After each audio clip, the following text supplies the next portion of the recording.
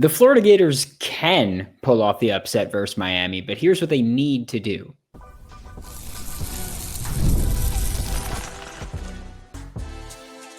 You are Locked On Gators, your daily podcast on the Florida Gators. Part of the Locked On Podcast Network, your team every day.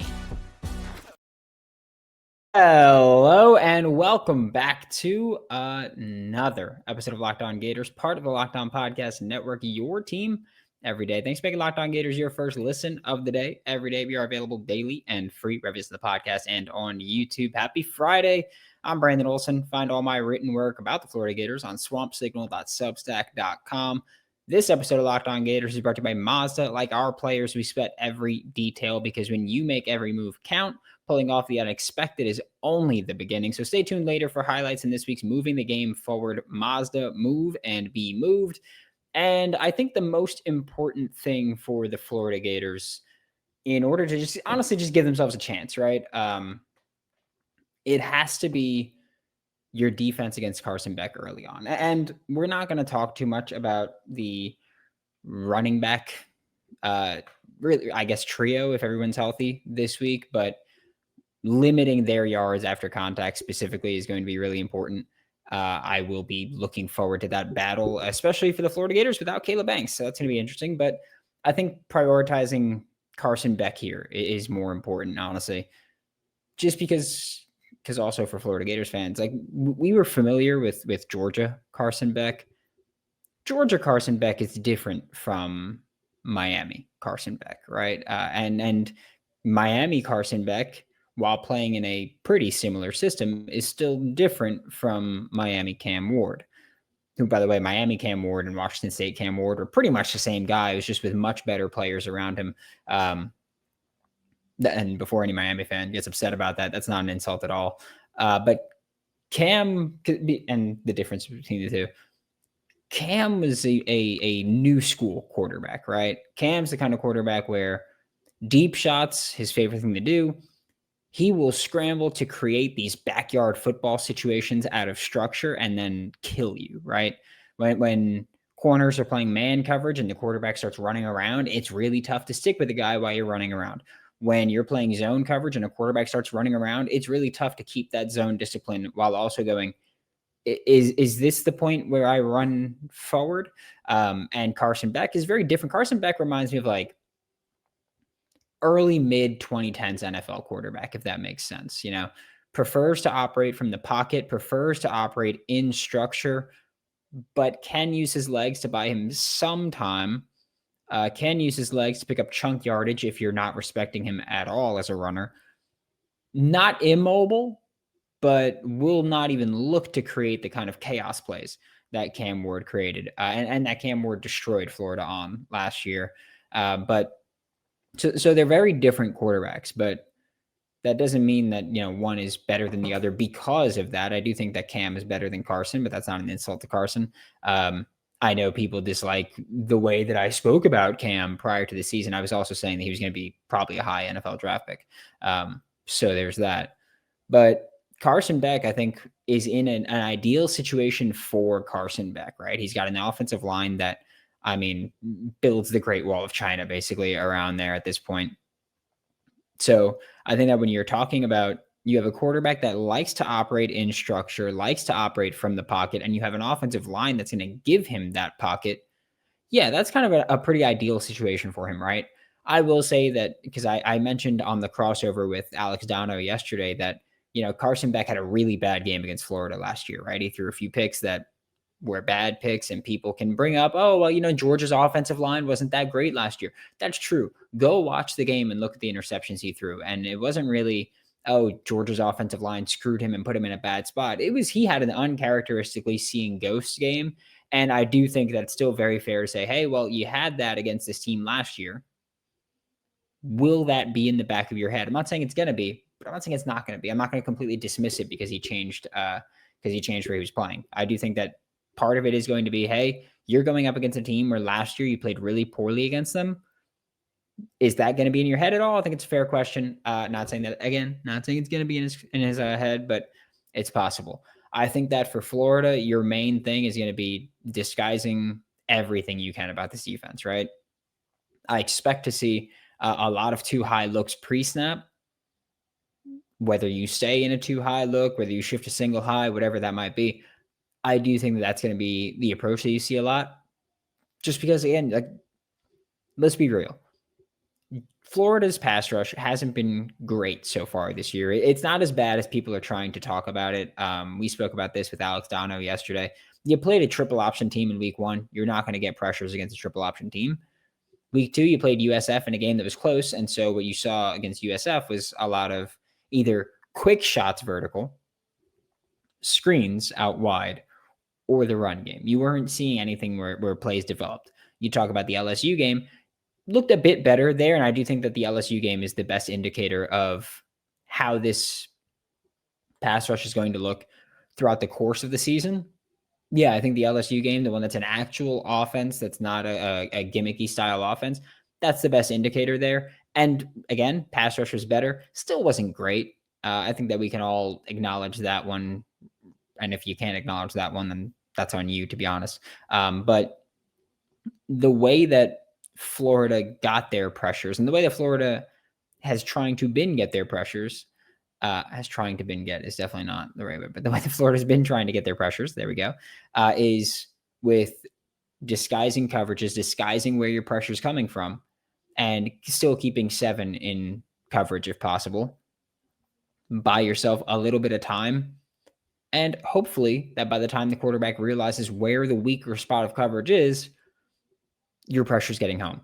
I'd expect to see more of that. That's very Ron Roberts style. So I don't think that's going to change at all. I don't think anybody should expect it to change at all. Trying to overload certain sides of the offensive line for Miami is going to be a big key there of saying, hey, we're going to have 7 in coverage, but an end's going to drop back and we're going to have 4 people rushing at the left side of Miami's offensive line. So you've got 4 against your, at best, 3 if you keep the center in there. I think that's going to be a pretty important part to generating a pass rush in this game. You won't have Caleb Banks, who you only had for 3 quarters this season. Not even, he got hurt in the 3rd quarter. So you won't have Caleb Banks. You will have George Gums. You will have Tyreek Sapp. You will have the rest of your line. I'll be really interested to see what the pass rush plan. I think that the way that I described it of disguising coverages, disguising who's rushing is going to be the approach here. Especially, again, when you're facing an offensive line where it's like, all right, they're a really good offensive line. No one's going to take that away from them. But they're a really good offensive line that you're still going to have to figure out some way to generate pressure. That's probably going to be it. Francis Maigoa playing like one of the best right tackles, one of the best offensive tackles, if not the best offensive tackle in the country right now. So I think that battle, if it's George Gums versus Francis Maigoa, is going to be really interesting to see just how big of a step George Gums did take, because he's been playing damn good football so far this year. Going to be interested to see how big of a step he took there. I think forcing them into long situations is going to be really important, where you could say, hey, we're going to drop 7 in coverage, or we'll drop 6 in coverage and we'll rush 5 and we'll put a little bit of a pressure on, or a little bit of a blitz on, and see if we can just make the tackle underneath there. It's not going to be easy, but I do think that getting Carson Beck off his game in any way possible is going to be the way that you win this. Like I said, we're not going to talk too much about the running game here for Miami, because we're going to spend the rest of the time talking about Florida. But I will be really interested to see, because Florida's run defense has been fantastic so far this year. You allowed a 51-yard rush against LSU last Saturday, and outside of and that was a garbage time run too. And so outside of that, LSU had it was like 24 carries for like 50-ish yards, something like that. So it wasn't a productive day for LSU's rushing game at all. You had a 51-yard rush that really set things up. But outside of that, held them pretty much in check. So I'll be really interested to see that. It's been more about giving up consistent, 3 or 4 yard rushes, if that, than giving up the long explosive. Again, the one explosive that they gave up on the ground was 51 yards in garbage time. So people could talk about, oh, well, yards per carry this. I don't give a damn about the yards per carry, because when you watch it, hey, this isn't a defense that's getting pummeled. So I'll be really interested to see what the run game looks like there. And then, of course, the mental aspect of trying to attack Carson Beck. We're going to talk about Florida's offense, which has been taking years off my life, to be honest. We're going to talk about that when we get back with Locked On Gators. This episode is brought to you by Mazda's moving the game forward. For those who believe it's not just about playing the game, it's about redefining it. There are moments that do more than put points on the board, right? They move crowds, move culture, and keep moving the game forward. This week's moment, I'm going to give it to Cormani McClain. I'm going to probably give him the DoorDash moment later on too, but Cormani McClain, that tackle he made on the 51-yard rush was not a tackle he needed to make, right? Again, this was a garbage time run that could have just ended the game or could have just given LSU another touchdown, put your offense out there, probably pick up some garbage time yardage yourself. But Cormani chased Caden Durham down and made this tackle 51 yards downfield. Again, 51-yard rush isn't great, but that fight, that spirit by Cormani when you didn't need to do that, like it just felt really important, I think, in that moment of, oh, this team could roll over and die right now. And they didn't, because guys like Cormani are still going out there. So when you follow what moves you, the unexpected is only the beginning. And just like there's more to every highlight, there's more to a Mazda vehicle. Mazda, move and be moved. And the weather is cooling down. The days are getting shorter. That has me wanting to make my home feel a little comfier, right? And when it comes to cozifying the space this fall, Wayfair is the place to go. Wayfair has everything you need to set the mood for the season, whether it's comfy recliners, warm bedding, autumn decor, or even an espresso machine so you can make your favorite latte at home. Like I said, currently overseas, 5-hour delay. This game's gonna be starting at midnight for me. Yeah, I'm going to need some caffeine for it. I'm just saying, cozify your space with Wayfair's curated collection of easy, affordable fall updates, from comfy recliners to cozy bedding and autumn decor. You'll find it all for way less at wayfair.com. That's WAYFAIR.com. Wayfair, every style, every home. Thanks again for making Locked On Gators your first listen of the day every day. We are available daily and free, whether it's in the podcast and on YouTube. And for Florida's offense, it's really starting and finishing in the trenches, right? I've been very open about this. I know people talk about the pressure numbers and go, oh, Florida's offensive line is not good at blocking. I will tell you this, watch the game. And it's not that they're not good at blocking. I wrote about this on Wednesday for Swamp Signal. So many of the pressures are communication pressures. The communication issues on this line between the coaching staff, the quarterback, and the offensive line, those pressure issues or those communication issues need to be cleared up. Okay. The pressures that have been coming in this season are because of two main things, and it's not Florida's offensive line just getting beat blocking. Okay. It's been DJ Lagway running into pressure. Look at the Long Island game. Just watch the Long Island game, and you'll see, I think it was first play of the game, DJ Lagway runs into a sack against the Long Island defensive lineman, just sprints right into him. No clue what he was doing there. Okay. You got that. And then the LSU game, the communication issues were crazy. LSU was not blitzing you a ton. They were pressuring you a ton. They're bringing off-ball linebackers, dropping edge rushers in their coverage, and you're looking for the edge rusher to block. Nope, off-ball linebacker running right through the B gap, untouched. Things like that can't happen.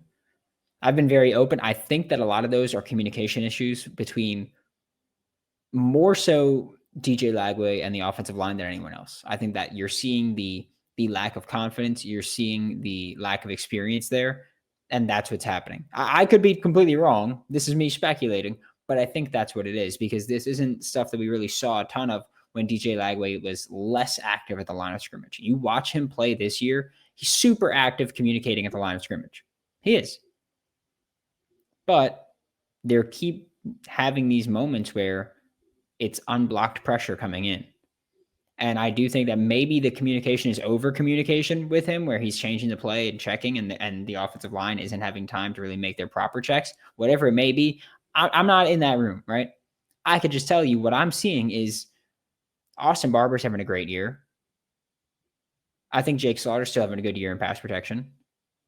I think the guards have been okay. I think Caden Jones at right tackle is a lot more stable than Bryce Lovett.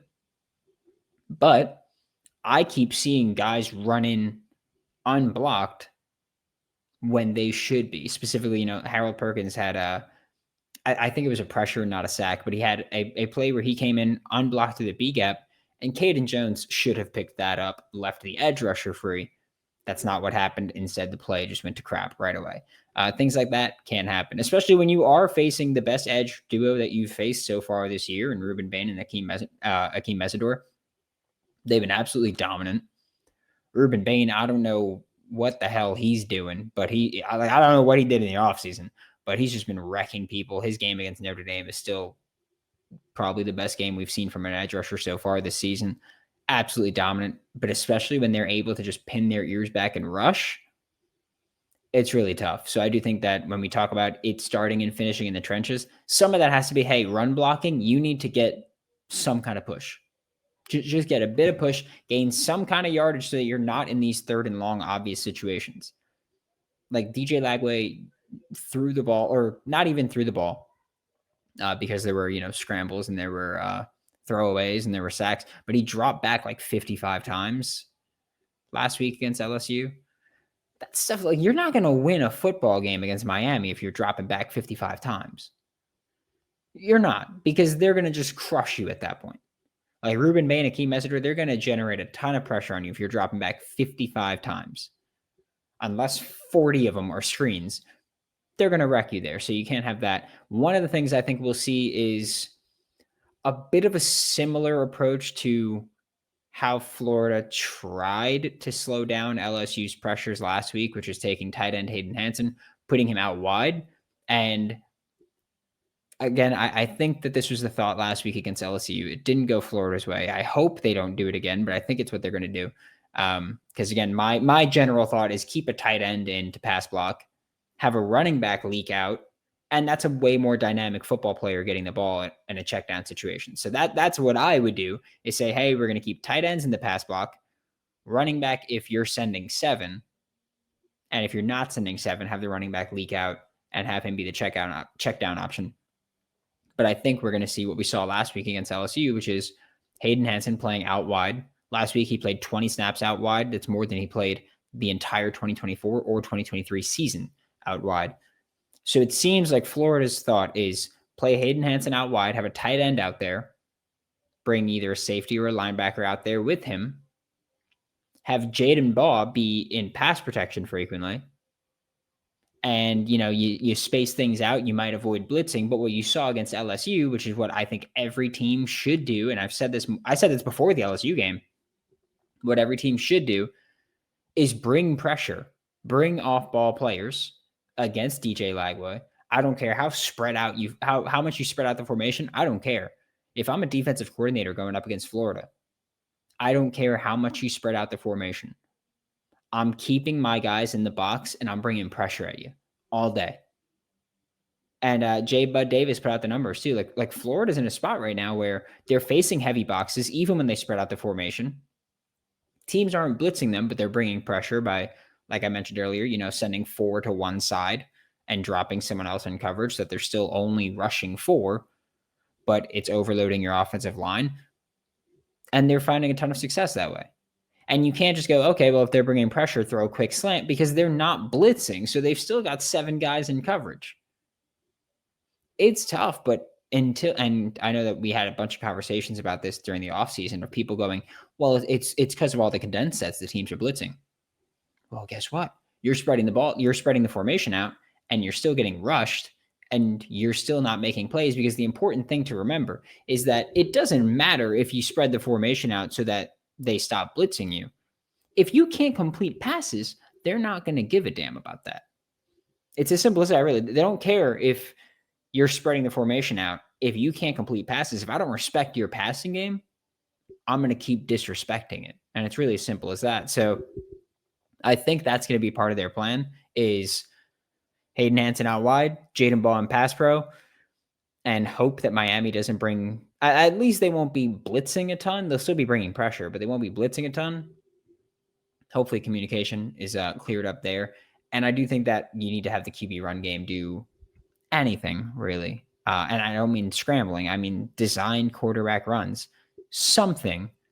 Because if you have that, like if you're running a zone read and, I don't know, whichever edge rusher you want to talk about, Ruben Bain, Akeem Mesidor, whoever, if they're just rushing at the ball and DJ Lagway reads it and makes him pay, at least cause a little bit of hesitation. We saw this a lot with Anthony Richardson in 2022, was that teams were trying to just pin in on the running backs, but Anthony Richardson pulling the ball makes defenses respect that at least a little bit.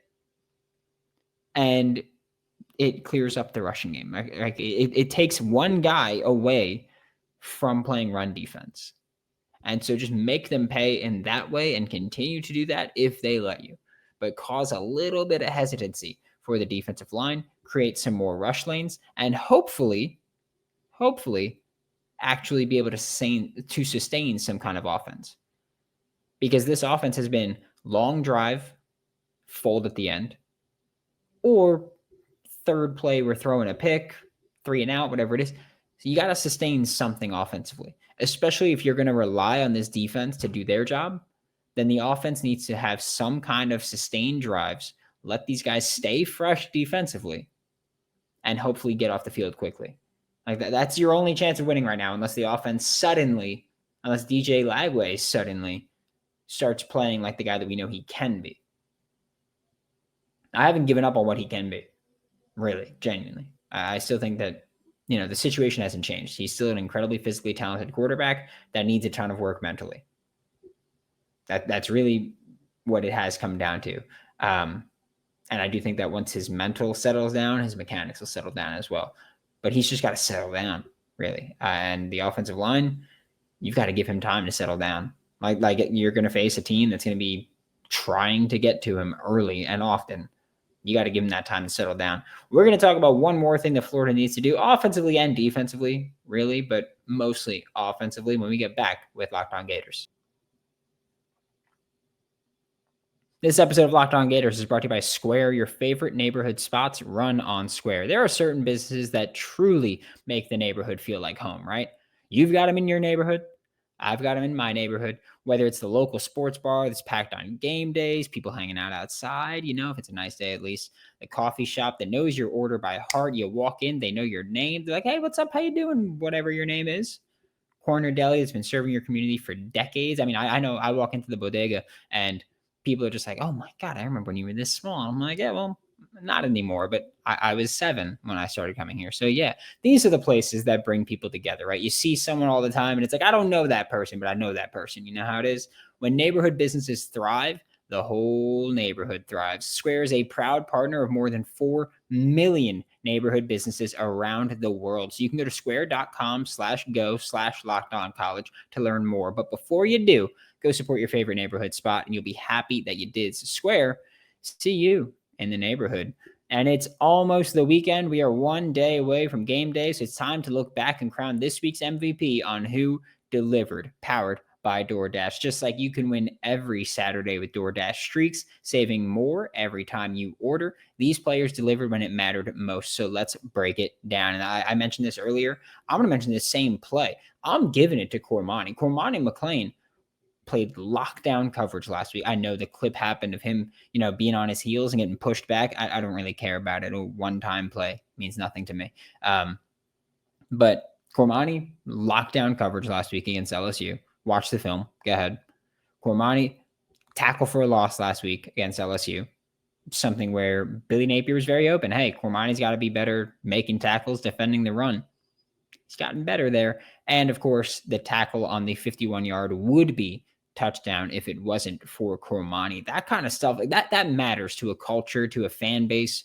That matters. DoorDash delivers on your Saturdays. With DoorDash Streaks, you save every Saturday that you order. So you could stack it up all season, and you could save up to $250, including $100 in DoorDash credits. Order this Saturday. Keep the streak alive. Fuel your game day only with DoorDash. Terms apply. Promo period through November 18th. Thanks again for making Locked On Gators your first listen of the day. Every day we are available daily and free with us in the podcast and on YouTube. And to wrap up today's show, we talked about this last week, but we're talking about this again. So that's what we're talking about. And if you listened last week, then for the love of God, please play disciplined football. Now, honestly, just for the love of God, please play disciplined football this week, Florida. Offense, and I mentioned this offensively and defensively, but offensively last week, Florida, 7 penalties. 7 penalties offensively last week for Florida. 2 defensively. Not bad there. But overall, I mean, this team's just been playing completely undisciplined football. It's been awful. One of the penalties last week was on Cormani McLean, who I mentioned and have been praising his game. It was an unsportsmanlike when Florida and LSU got into it. Honestly, I didn't see that side of it. I will say that. I thought that there was going to be a penalty on someone else on Florida. They called it on Cormani. But Florida's offense right now has 13 penalties so far this season, after having 0, by the way, 0 in week 1 against Long Island, where that was the thing of, oh my God, 0 penalties, so great. They did that week 1 against Long Island, and then 13 offensive penalties over the past 2 weeks for Florida, another 5 defensively. And the 5 defensively have, of course, been Brendan Bett spitting on a player on the final drive against South Florida, Deshaun Johnson getting a pass interference on the final drive against South Florida, Cormani last week with his called unsportsmanlike conduct, one on Sharif Denson, which I believe is a pass interference, and one on Jordan Castell, which I don't remember what that call is, but one on Jordan Castell. And then offensively, you've got, I mean, holding calls out the wazoo. I mean, the number of touchdowns that Florida has taken off the board with holding calls so far this year, which again is really just 2 games, because against Long Island, you had 0 penalties total. So really in the past 2 games, Florida has taken, I want to say 4 penalties or 4 touchdowns off the board with offensive penalties. You had Rod Kearney had a holding call last week on Jaden Baws with long, I think it was 88-yard touchdown, or would have been 88-yard receiving touchdown against LSU. Najee Harris had a hold. Hayden Hansen had an offensive pass interference against South Florida, which I still disagree with the call. I understand why they called it. I disagree with it. I forgot who got the hold against South Florida on a Jacoby Jackson touchdown run. Like, it's just ridiculous, the amount of yardage and touchdowns that have come off the board because of Florida. Like that might be more than you've lost all last season in terms of touchdowns taken off the board outright. Might be more. You got 13 penalties so far offensively this year. And just for comparison purposes, to talk about what they had in 2024 offensively total, you had 44 offensive penalties, which is a lot, right? You're pacing to blow that number out of the water. You are. Like, let's play we'll include the first game, right? I think it's 13 offensive penalties in those 3 games. You're on pace to get 52 without making a bowl game. That's a lot. That's really bad, right? And so stuff like that, just like the fact that it happens at all is incredibly frustrating, but the fact that it's been happening consistently is incredibly frustrating. Chunk plays have come off the board consistently. Like, holding calls are negating explosives. This isn't an offense that can't create an explosive. This is an offense that can't create an explosive without a freaking holding call. Like that's what we're looking at right now. You can't put yourself in bad situations against a defense like Miami. We saw it against LSU. You put yourself in a bad situation, they're going to bring even more pressure because they know you're throwing the football. And they're going to capitalize on that. They get to pin their ears back in that moment. If you get a 2nd and 10 or a 2nd and 20 against Miami, they're already thinking, okay, they're gonna throw this football, and we're gonna pin our ears back on the edge and just rush. And if they do run the football, we're gonna have guys ready to make stops. It's not about going, 2nd and 20, they're gonna blitz. It's about going, 2nd and 20, their edge rushers are gonna be screaming off the edge. You can't put yourself in spots like that. DJ Lagway needs to play disciplined football. The last pick that he threw against LSU was purely him panicking. It really was. It was him panicking, scrambling around, just throwing the ball up. I don't know if he was trying to throw it away or tried to throw it to someone, but it was a pure panic play. You can't do that. You got to sit, go through your reads. I think it was Aaron Murray put out the breakdown of the LSU film for DJ Lagway, where there were a few times where DJ Lagway is, by the time he even finishes his drop back, is done with his second read, going to his third one, and missing guys that are open because of it. He's going too fast. You got to settle down. You've got to settle down here. And like, look, I think in the past, people have said, oh, he's staring down his first read. I think now he's going through reads too quick. I don't know if this is a Goldilocks situation. We got to figure it out just right, but we got to figure it out just right. I think that's been one of the biggest things for DJ Lagway is just the mental side. He's just pressing when he doesn't need to press. His sack against Long Island, where he just ran into a defender, was him pressing when he doesn't need to press. Truly. When the Florida offensive line is actually picking up all the rushers, look, he's getting clean pockets. He is.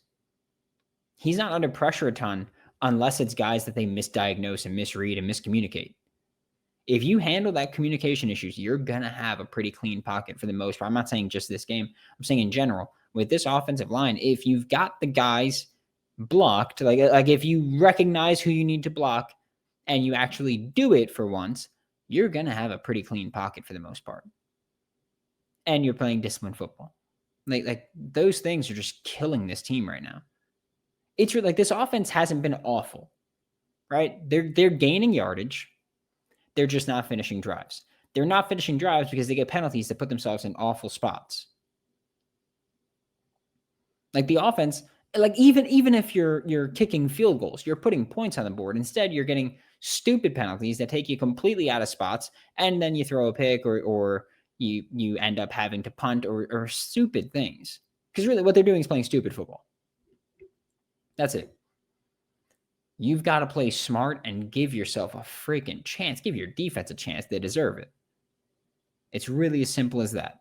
Thanks for making Locked On Gators your first listen of the day every day. We are available daily and free to listen to the podcast and on YouTube. We will be back tomorrow immediately following Florida versus Miami. Whoever wins, it's game day. For Locked On Gators, I'm Brandon Olsen. Don't forget to follow me on Twitter at WNS_Brandon. Find my Gators written work with swampsignal.substack.com, and I will see you all next time.